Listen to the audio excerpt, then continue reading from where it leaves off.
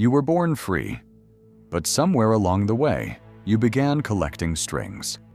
The first string was small, a desire to see your parents smile, so you hid the drawing you were truly proud of and showed them the one you knew they'd prefer. The next string came in the schoolyard, a need to fit in, so you laughed at a joke you didn't find funny. More strings appeared at work, in your friendships, in your relationships. A string of yes when you meant no. A string of silent agreement to avoid a conflict. A string of prioritizing someone else's comfort over your own peace. Now look at yourself. You're tangled in a web of 1,000 invisible threads, each one attached to the expectations of others. You dance and move and speak not from your own will, but because someone, somewhere, is pulling. You call it being nice. You call it being agreeable. You call it being a good person. But the system has a different name for it. They call it control. And today, we are going to talk about the most terrifying and liberating act a person can perform. Learning to cut the strings. We are going to talk about the forbidden power of letting people down. Society has engineered a psychological prison around a single idea, that disappointment is the ultimate failure. To disappoint someone, a parent, a boss, a friend, is to be selfish, to be cruel, to be a villain. This is the foundational lie that keeps the compliant, the obedient, and the predictable in line. But what if I told you that this villainy is the key to your freedom? What if I told you that the ability to consciously and strategically disappoint others is the single greatest superpower you can develop in the modern world? This isn't about becoming a monster. This is about becoming real.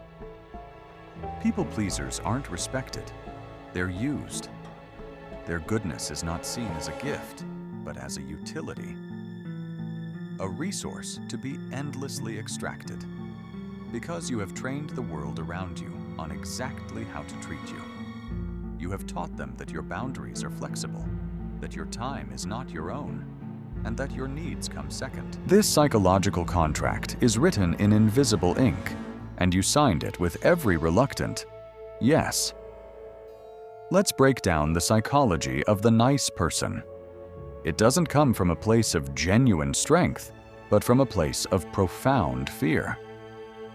First, there is the fear of abandonment. The subconscious belief that if you don't meet every need and agree with every opinion, you will be left alone. Your kindness is not a choice. It's a ransom payment to keep people in your life. You are, in effect, buying their affection, and the price is your authenticity. But affection that is purchased is not real. It is a transaction, and you will always be the one paying. Second, there is the fear of conflict. You see any form of disagreement as a threat, a battle that you will surely lose. So you preemptively surrender. You agree with ideas that violate your values. You accept plans that drain your energy. You absorb blame that isn't yours. You believe you're keeping the peace, but you're not. You're simply delaying a war within yourself. The external world is calm, but your internal world is in chaos. Finally, there is the addiction to validation. This is the most insidious part.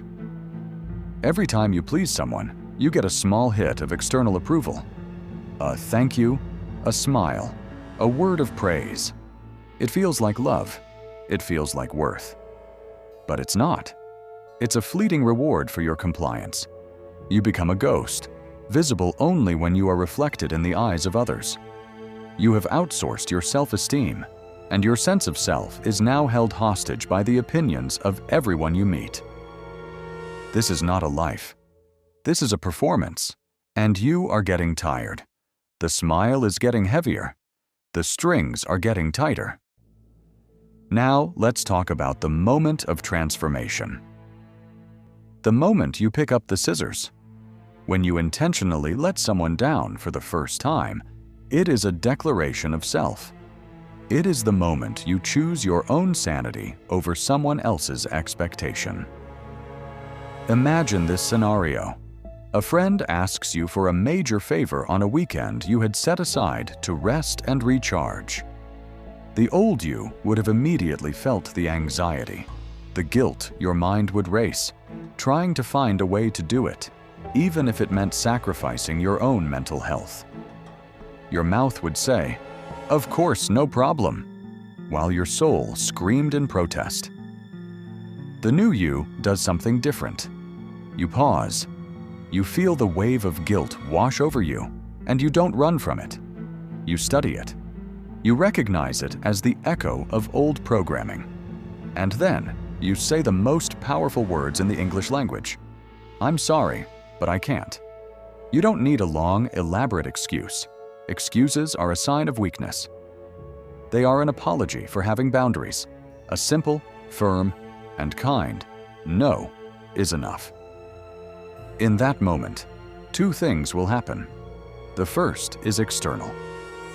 Your friend might be surprised, confused, or even angry.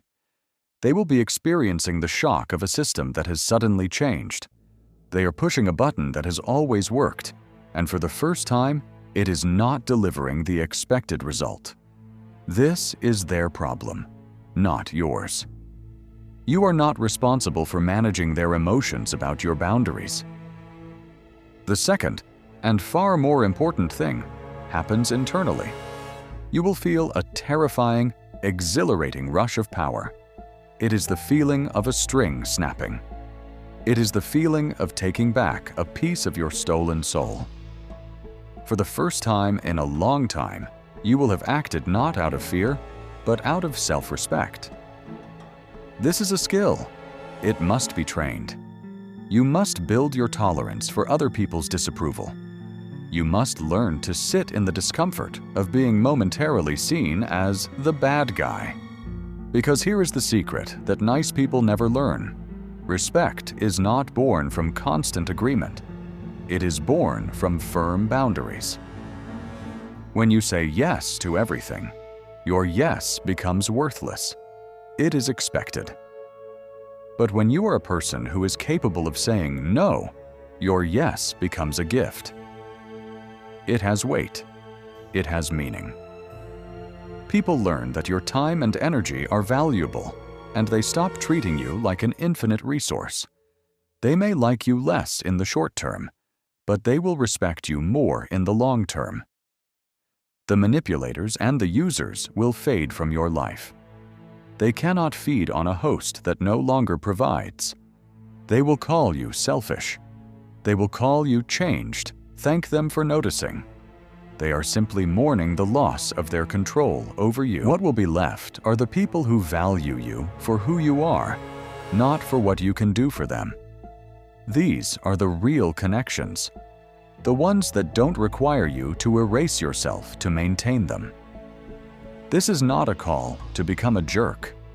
It is not about refusing to help people or being unkind. Kindness remains a weapon, but it must be deployed strategically, not offered as a blind sacrifice. The power lies in the choice. The people pleaser has no choice. They are compelled by fear. A person with true power chooses when to give, and their giving is more meaningful because of it.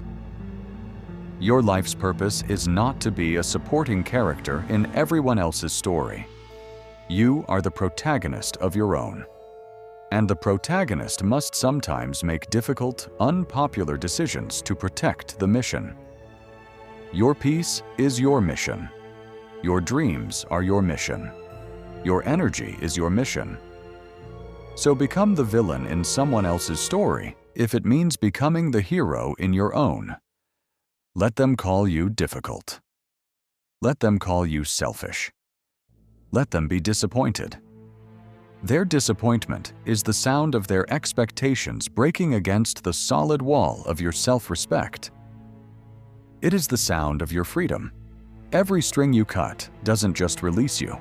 It allows you to finally stand on your own, to move with your own will, to live unfiltered and unmanaged. They will say you have changed. The truth is, you have